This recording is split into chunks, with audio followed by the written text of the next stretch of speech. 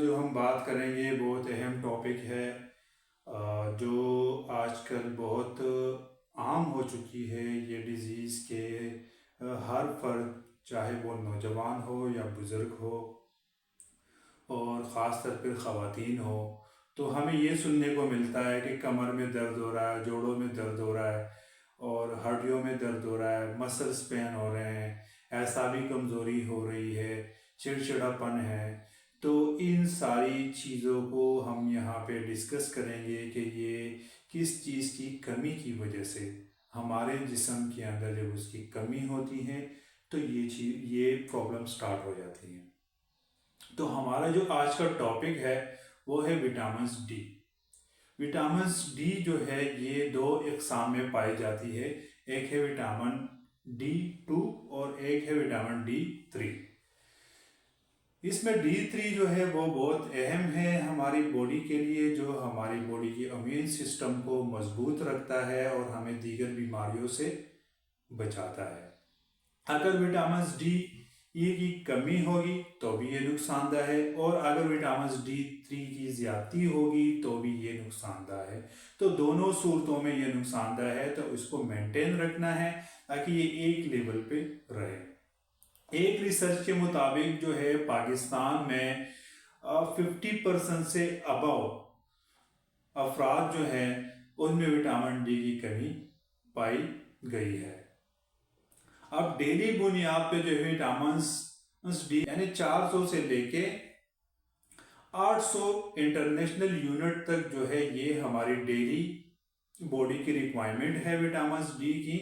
Daily बुनियाद पर अगर ये हमें मिलती है तो फिर हमारी बॉडी जो है वो रिलैक्स होती है और हमारा इम्यून सिस्टम जो है वो मजबूत रहता है।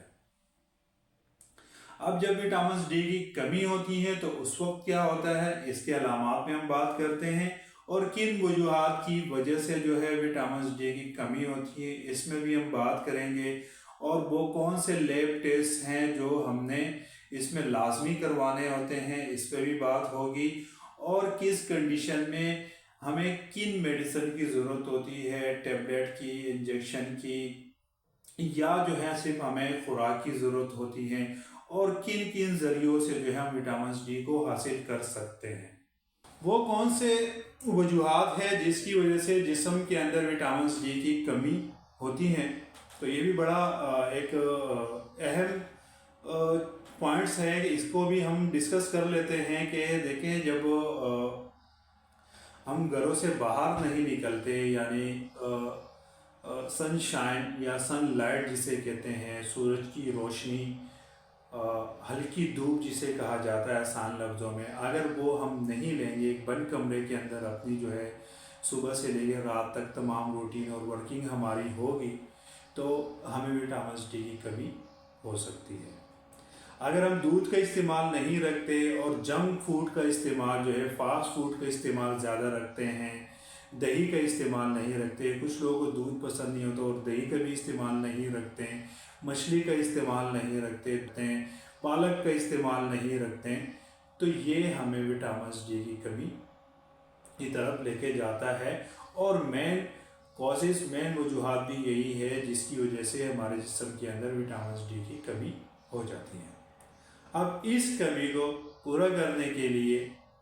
हमारे पास 3 चीज़ें हैं। इन तीनों चीज़ों को फॉलो किया जा सकता है, लेकिन उसके लिए जो है 2 चीज़ें जो नेचुरली है, और तीसरी चीज़ जिसके बारे में हम बात करेंगे वो मेडिकेशन है। लेकिन मेडिकेशन के लिए पहले लैब इन्वेस्टिगेशन ज़रूरी है कि पहले विटामिन डी के जो है लैब इन्वेस्टिगेशन हो ताकि कंफर्म हो जाए कि पेशेंट को इस वक्त जो है कितनी टेबलेट्स की ज़रूरत है या इंजेक्शन की ज़रूरत है, या होम्यो के हैं तो उसमें कितने जो है इनको जो है होम्यो मेडिसिन देनी चाहिए। अब इसके अलावा जो 2 चीज़ें जो है जो नेचुरल है, एक तो है हमारी डाइट, कि डाइट हमारी अच्छी हो,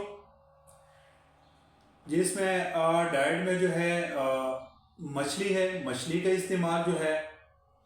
इसको कंटिन्यू रखें, अंडा जो है वो डेली बेसिस पे खाएं, सूरज की रोशनी, सुबह फजर की नमाज जो लाइट والی دھوپ ہوتی ہے اس کو ضرور لینا چاہیے، کیونکہ اگر وٹامنس کو ہم نے نیچرل طریقے سے لینا ہے تو ہمارے پاس یہی سورسز ہیں۔ ایک تو جو ہے سب سے بہترین جو ہے وہ سورج کی روشنی ہے، یعنی صبح کی دھوپ جو لائٹ دھوپ کہلاتی ہے فجر کی نماز کے بعد۔ لیکن اس میں جب بھی